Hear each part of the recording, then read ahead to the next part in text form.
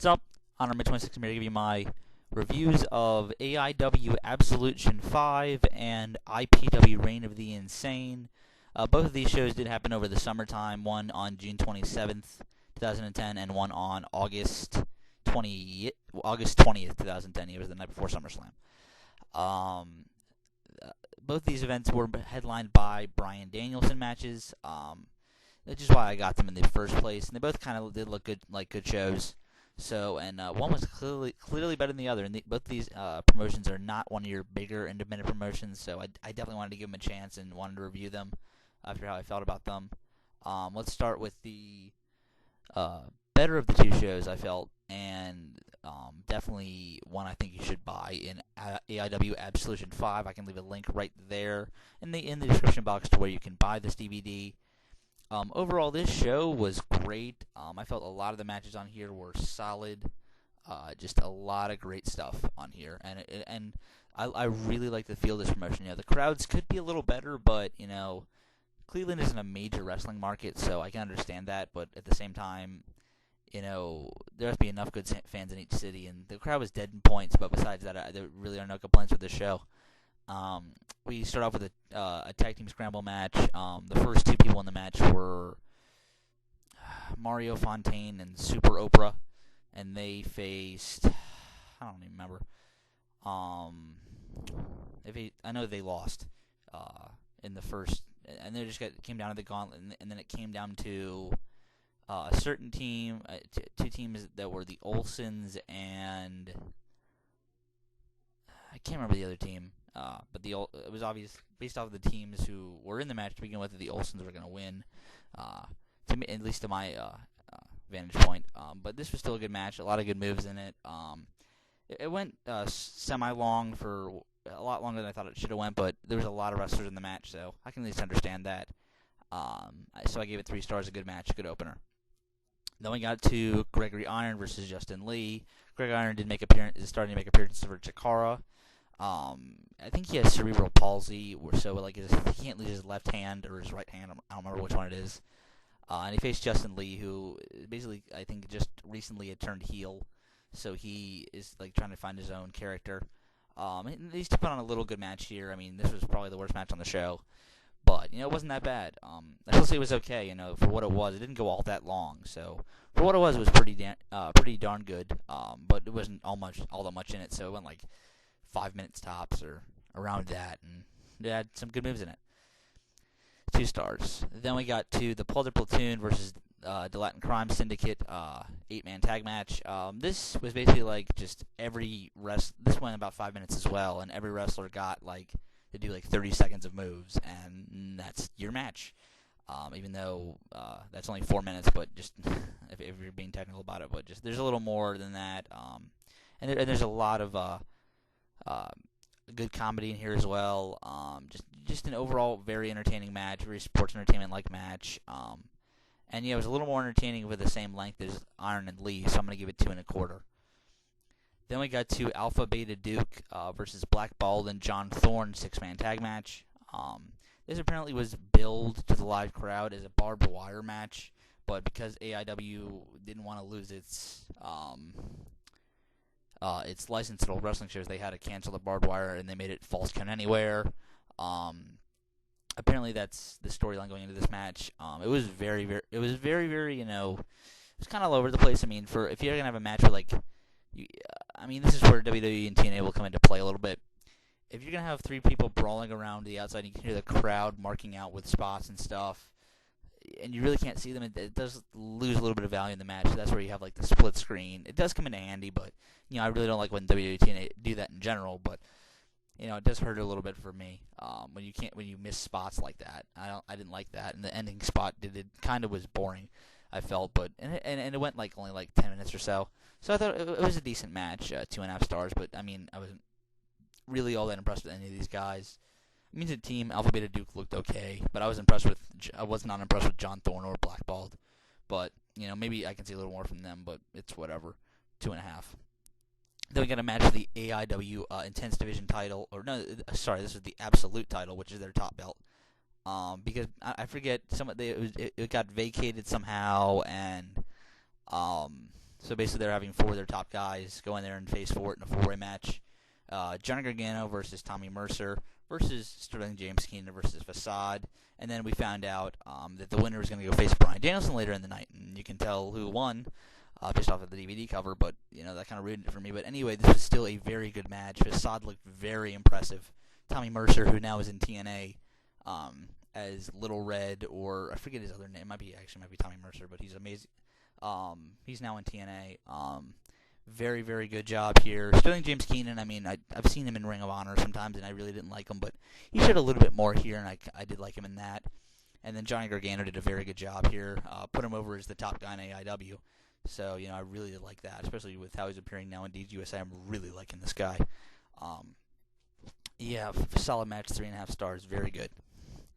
Then we got to intermission, which is and then coming out of intermission, we got an AIW Women's Championship match. Hailey Hatred versus Jefferson Saint. If you're wondering, Jefferson Saint, yes, is a boy. I don't know the story going into why he gets a Women's Championship match at all. The commentators really didn't explain that. And I'll get to why these commentators did do a good job besides that, though, in a minute, after I'm done actually reviewing the entire actual matches and stuff. And just this led Jefferson Saint, to, a little bit of a spoiler here, but Jefferson Saint, Hailey Hatred, for whatever reason, did not come out for her match. So Jefferson Saint was crowned via countout the new AIW Women's Champion.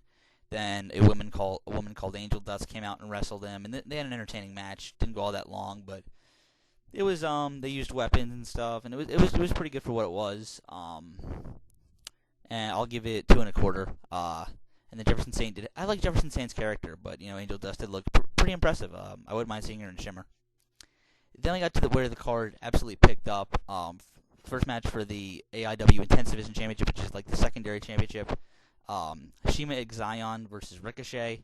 Very high flying, as you can tell by both these guys. Just a great. It was almost great, but they got time, and they did all their moves, and it was a great showing from both guys. I really liked both.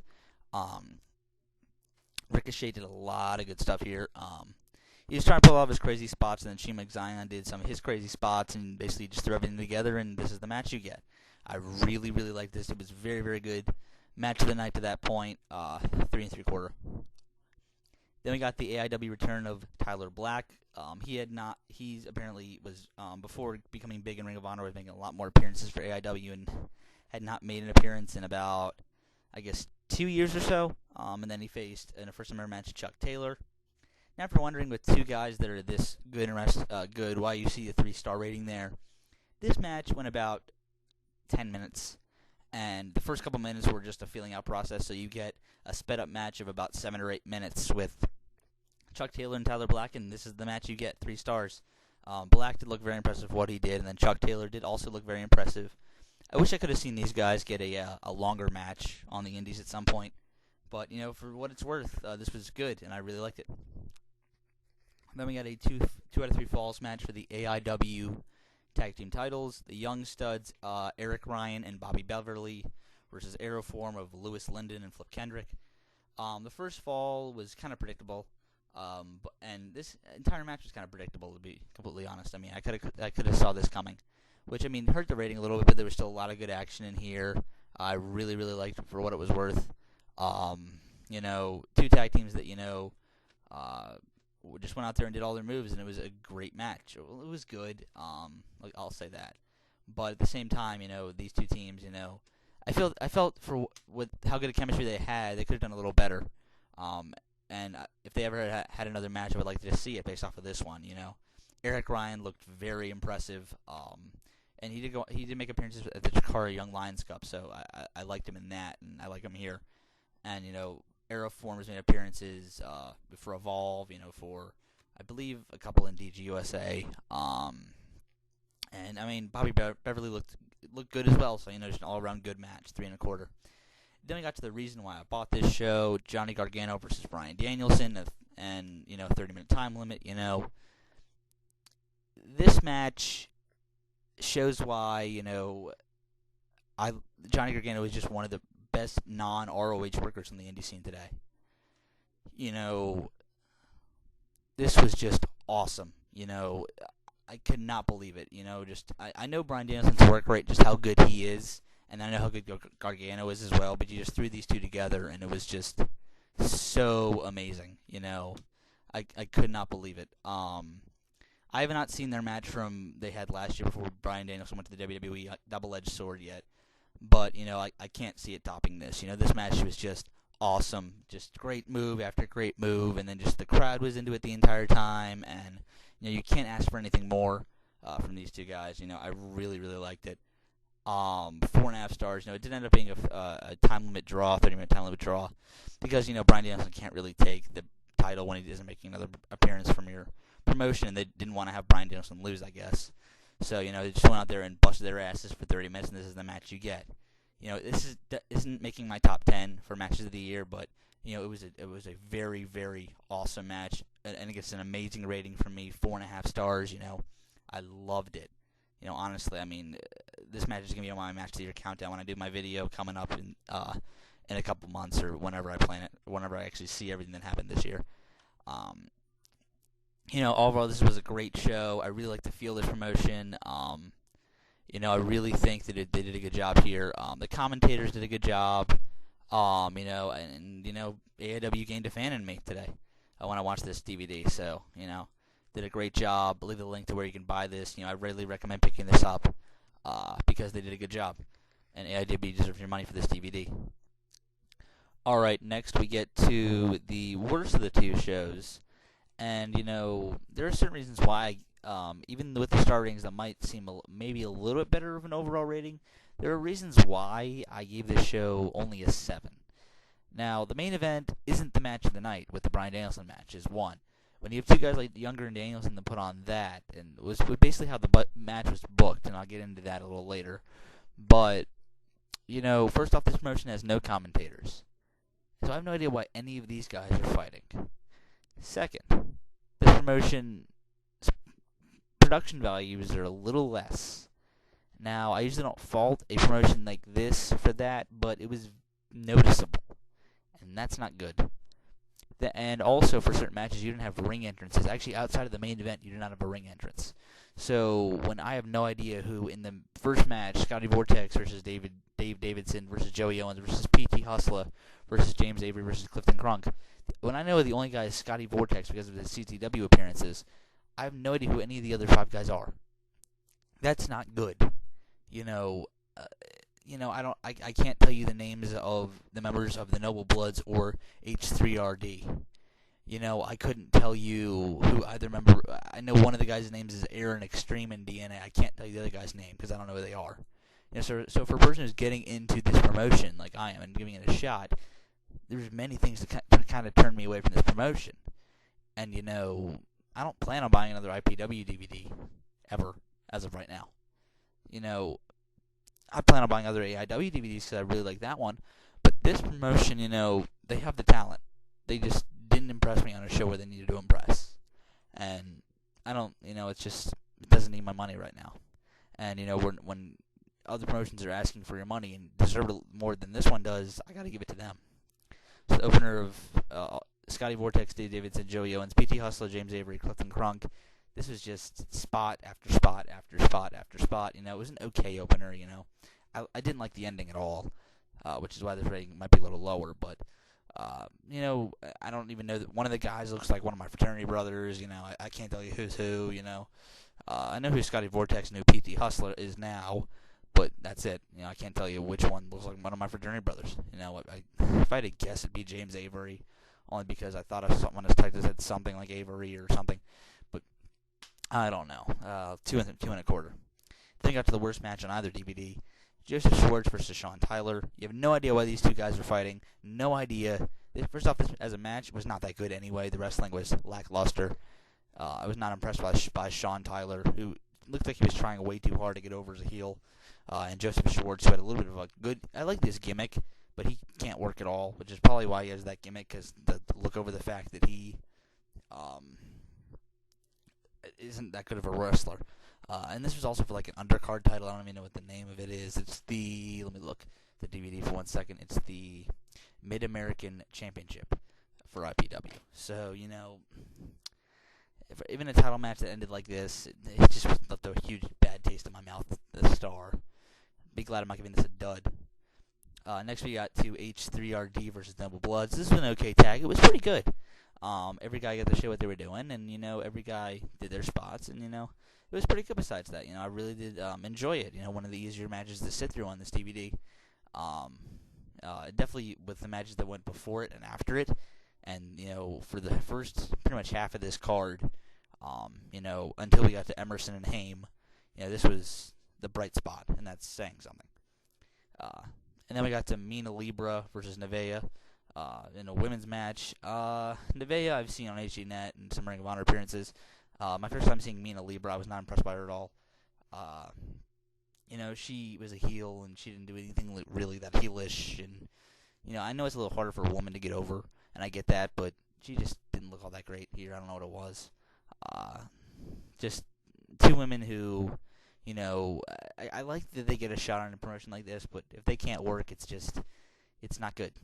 So I'm going to give it, 1.5 stars. Then we get to the match of the night. Jesse Emerson versus Chrisjen Hayme in a last man standing match. Now, I've seen Chrisjen Hayme before in the Chikara Young Lions Cup. I had never seen Jesse Emerson before. With this, without commentators, these two got why this match was important over. This was incredible. I really loved this match. Without commentators, and these two start out, without a ring entrance, the first thing you see is them throwing punches at each other like it was a freaking hockey fight or something, and and they brawl right into the crowd. They got based off of their weapon spots, they got this match to have substance without any help, and that's really, really saying something. I almost gave this 4.25. This was excellent. I really was impressed by both Emerson and Hayme. I wouldn't mind seeing them, both in Ring of Honor. Getting a shot in a bigger promotion because they both deserve it. If they can do stuff like this, can't wait to see more matches out of either of these two men. It was really, really, really good. It was great even. This was better than Younger and Danielson. And if you had told me that a guy I had never seen before and a guy I had seen once would have put a better match on than Drake Younger and Bryan Danielson, I would have told you were crazy. But after watching this DVD, that it's the truth. Awesome stuff. Every spot meant something, and that was a very, very great thing to see. And match of the night in the middle of the card, I loved this match. I'll probably watch it again sometime. It's one of the only reasons to watch this DVD over again. And then we got to the IPW Junior Heavyweight Championship match. Ricochet versus Cameron Sky versus Dustin Reyes. Ricochet does not work as a heel, plain and simple. Cameron Sky did look okay. I really didn't like his gimmick, so that kind of threw me off. And then Dustin Reyes, for what he did, he looked impressive. I had seen him before against O'Barrion in the Young Lions Cup for Chikara, so it was good to see him here. This match just didn't feel very good. Just didn't, had a big pacing issue, and I just didn't think that much of this match. There were a lot of good spots in it because Ricochet is a good wrestler, and Dustin Reyes is good, and Cameron Sky, outside of his gimmick, can do other things. So, I kind of liked it, 2.25. Then we got to formerly Mordecai of the WWE, and then he went by his own name, Kevin Thorne. I actually don't think his name is actually Kevin Thorne, but by his WWE name, Kevin Thorne versus Billy Rock. I just didn't like this match very much. It went long, and it was just it felt a lot longer than it went. It went 13 minutes. It felt like it was 30. It didn't do that much for me. Just there was a lot of pacing, a lot of stalling. I just didn't feel that was all this was necessary. They just could have went out there and put all the spots that they did in the other time, but they weren't stalling, and put on a good match. I just didn't like this. 2 stars. Just kind of left a bad taste in my mouth, which isn't good when this many matches leave a bad taste in your mouth. So far, I am 1, 2, 3, 4, 5, 6, 7 matches in, and 1, 2, 3, 4, 5 left a bad taste in my mouth. Not good. But then the final 3 matches were all good to great. The IPW Tag Team titles, Irish Airborne, Jake and Dave Christ versus DNA, Aaron Extreme, and I have no idea who the other guy's name is, but they were both impressive. This match was good. Irish Airborne are, I think with how, you can tell them apart with totally different hairstyles now. They do work better as heels, and I do like them. I don't think they're. I never really was too impressed by them in Ring of Honor. I know they had a pretty good match against the Briscoes at Death Before Dishonor 4, but outside of that, I really didn't like them all that much because they really just weren't anything special to me. They were good, but they just weren't, anything special where I needed to take another look at them. And then, DNA, well, Aaron Extreme was the more impressive one of the two, but they both were impressive to me. I wouldn't mind seeing another match of theirs again. See what they can do against attacking like the Briscoes. I wouldn't mind seeing that. 3 1/4.